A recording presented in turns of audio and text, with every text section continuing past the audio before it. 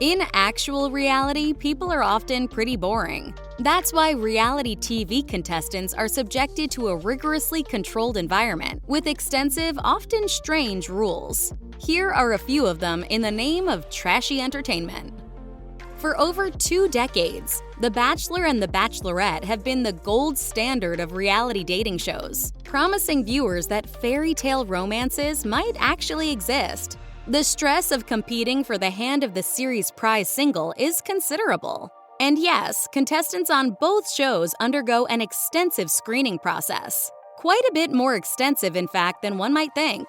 According to a blog post by a male hopeful who came within a hair of competing on The Bachelorette, a key part of the casting process involves a psychological evaluation that consists of a whopping 600 questions, give or take. I have this fear of being buried alive in a box. Has anyone ever tried to bury you alive in a box? It doesn't end there, as potential contestants then have to run a gauntlet of criminal background checks, blood and urine tests, and a series of meetings with the production crew intended to gauge how you will come off on camera if selected. In a piece for AZ Central, several of both series' past competitors, including the 26th Bachelor Clayton Echard, described their time on the show as extremely detrimental to their mental health. Echard said, "Everything that I went through on the show, like I could still be in a corner right now crying and no one would blame me." American Idol is the OG singing competition, reality TV's premier venue for vocalists to punch their golden ticket to the big time. Superstars like Kelly Clarkson, Carrie Underwood, and Jennifer Hudson all got their start on the show. And although the competition is stiff and the rules are stringent, those that emerge victorious or even come pretty close can receive an enormous boost to their careers. Among those ever so stringent rules is American Idol's strict age range. Anyone past the ripe old age of 28 is not allowed to compete. Contestants can't be under any kind of contract in the entertainment business, and previous top 10 finalists are not allowed to return. Oh, and no politicians. That's right, to be a politician actively seeking or holding public office is one of only 2 disqualifying lines of work for an American Idol contestant, the other being an employee of 19 companies, the company that produces the show. Of course, once your Idol experience is over, you can run to your heart's content, like Season 2 runner-up Clay Aiken. But if you want to represent the people as their American Idol, you can't do it as an actual elected representative. For 6 seasons and counting, Netflix's reality show Love is Blind has enticed viewers with an interesting premise. Could you fall in love with someone and possibly even marry them without ever actually getting to see them? I want it to be partially blind. I want it to be Love is Blurry. On the series, contestants are allowed to date fellow contestants by way of interacting in separated pods. They can chat the night away. They just can't interact physically, including via their eyeballs. The guys and girls can mingle among contestants of their own gender in a plush common area. But at Lights Out, the situation is a bit different. There's a $50,000 fine if you leave. During the experience, contestants are completely shut off from the world. That means no phones or Wi-Fi, and it doesn't change once they're retired for the evening. Nope, all they can do as they attempt to drift off to sleep is ruminate on the appalling conditions of their sleeping quarters. As former contestant Kenny Barnes told Refinery 29, "We slept in trailers and they were correctional facility beds. The design was to just strip us down from our comfort level." In addition, filming took place for up to 20 hours a day, meaning that the amount of shut-eye contestants actually managed to achieve in those conditions was kept to a minimum. If you've ever wondered why contestants on the show sometimes make confounding decisions, well, now you know. Perhaps the trashiest, most borderline offensive reality TV show out there, the Netflix dating series Too Hot to Handle gives us stupidly good-looking contestants dating and trying to make connections while finding ways to keep their hands and other parts off each other. Not even kissing is allowed. And for each rule break, they're docked cash out of a communal pot that starts at a whopping $100,000. Sorry guys, I tried not to kiss Rodney, but then I wanted to, so I did. This pot tends to dwindle steadily as contestants repeatedly and often flagrantly break the rules. In fact, the entire pot would likely be gone overnight but for one of the conditions. While contestants on the show are allowed to drink alcohol, they're only allowed to do so in moderation. That is, no more than 2 drinks per person per night. And the drinks are actually handed out by the show's producers to avoid the possibility of anyone over-imbibing. Probably a wise move in a series where the only way to have any measure of success is to keep your inhibitions in check. Netflix's Perfect Match is yet another sexy singles share a house and date each other type deal, with contestants matching up at the end of each night and competing in compatibility challenges every day. God, this is so awkward.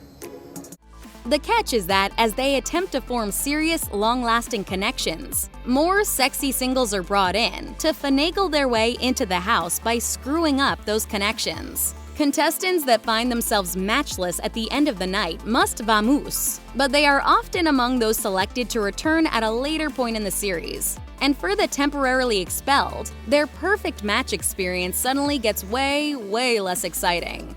Speaking with the Zachary Reality Podcast, Season 1's lovable goofball Bartice Bowden revealed that in between their stints in the house, contestants are sequestered in hotel rooms with literally nothing to do. They're all by themselves, they're not allowed to communicate with the rest of the cast, they're allowed only a half hour of phone time every day, and even that is monitored by producers to make sure they don't compromise the integrity of the game.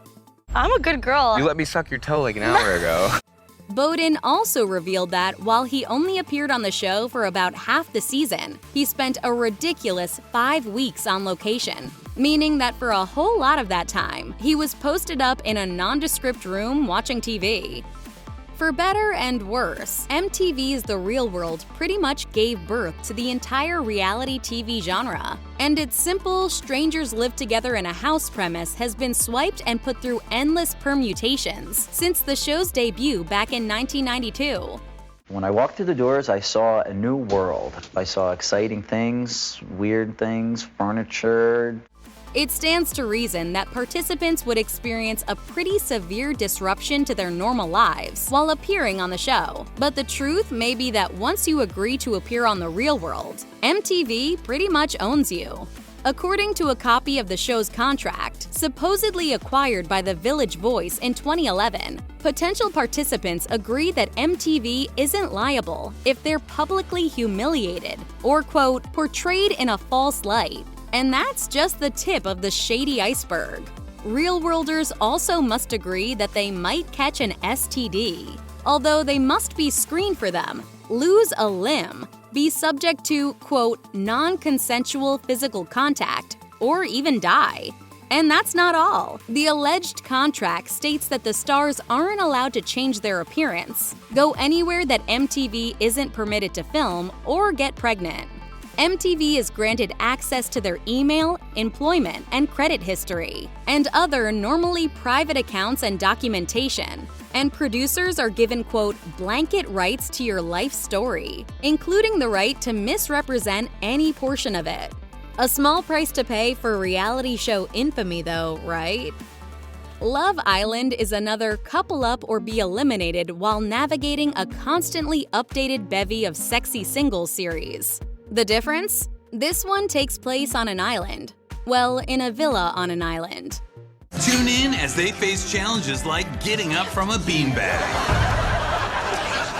The Islanders face all kinds of weird challenges, as well as the whims of the public, who can vote for their favorite couples to stay or for their least favorite to go.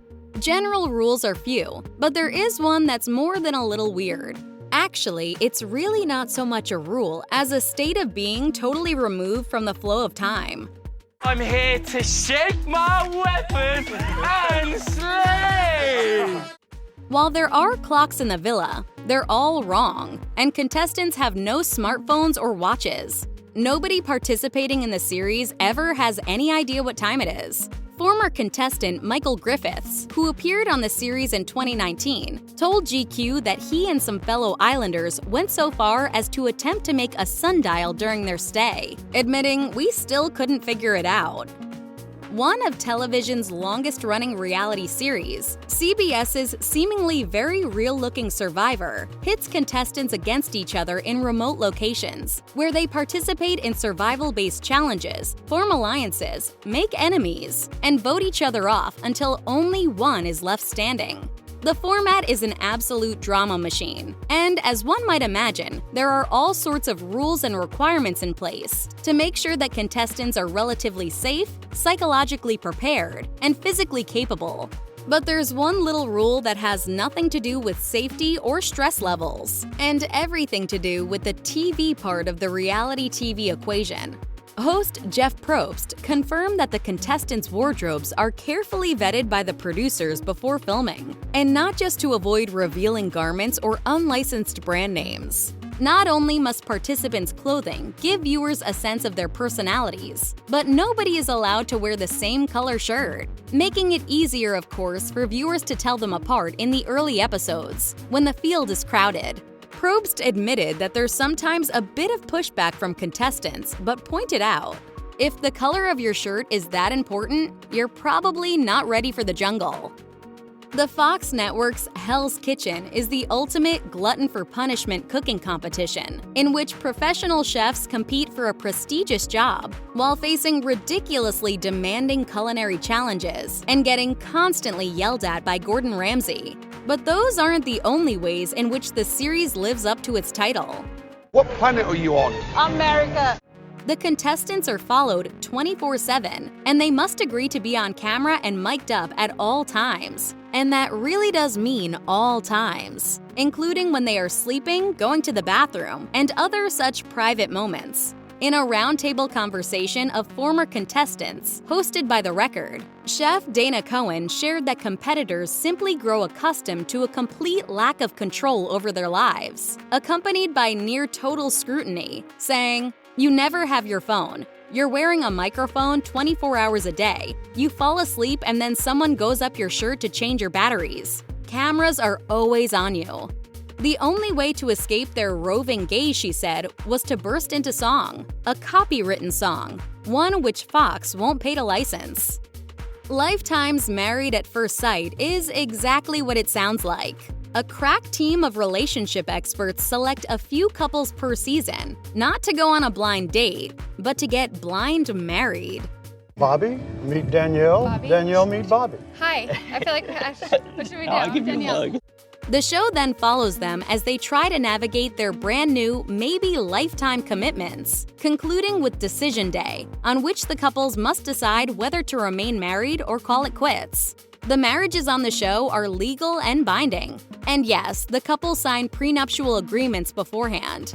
The show pays for the ceremonies, although the lavish weddings featured on the series are just for the cameras. The real ceremonies are simple civil affairs, which producers foot the bill for. But what about the couples who get divorced? Does the show pay for those? Not really. Speaking with The Wrap in 2014, executive producer Chris Colin shared that the production doesn't set aside funds for the inevitable, despite divorces being notoriously expensive. Colin said, "We will contribute within a certain period of time if they get divorced. We will help them cover the costs of an attorney if they choose to do that.